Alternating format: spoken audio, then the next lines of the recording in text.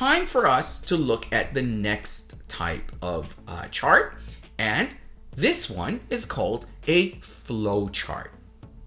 Now, flow charts are sometimes a little confusing for some students because if you just statistically look at the samples that are provided, we have relatively fewer flow charts compared to the different types of charts that we've reviewed so far. So you're likely to see more pie charts, line graphs, tables, bar charts relative to flow charts and visuals that have illustrations in them, do you see?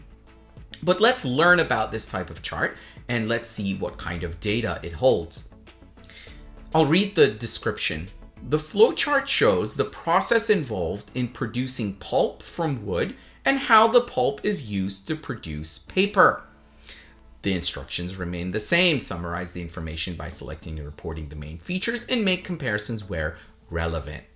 Now, the first thing you'll likely notice as you look at this flow chart here is we don't have numbers. So do you see percentages? Do you see any figures in there? No, not really. No numbers. And so whenever there are no numbers involved, you know that you're dealing with qualitative data. So here we have a qualitative chart that is showing a process. So you see, if it's not quantitative, then it can't be interval or discrete, because interval and discrete were subcategories of quantitative data. When we're dealing with qualitative data in IELTS, it's always a process.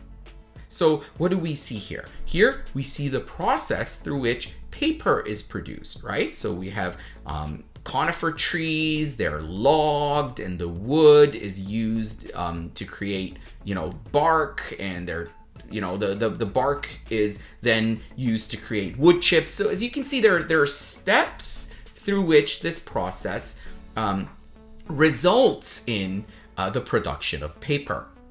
And this type of chart will be written differently compared to the quantitative charts that we've looked at already. Some students say, these kinds of flow charts and qualitative data are more difficult, and some students find it easier.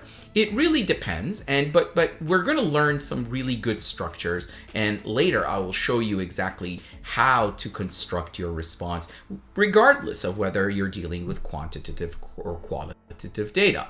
So suffice it to say that this type of data is qualitative and it describes a process. Thank you for watching all the way to the end. If you enjoyed this content, please share, like, and subscribe. Catch you all in the next one.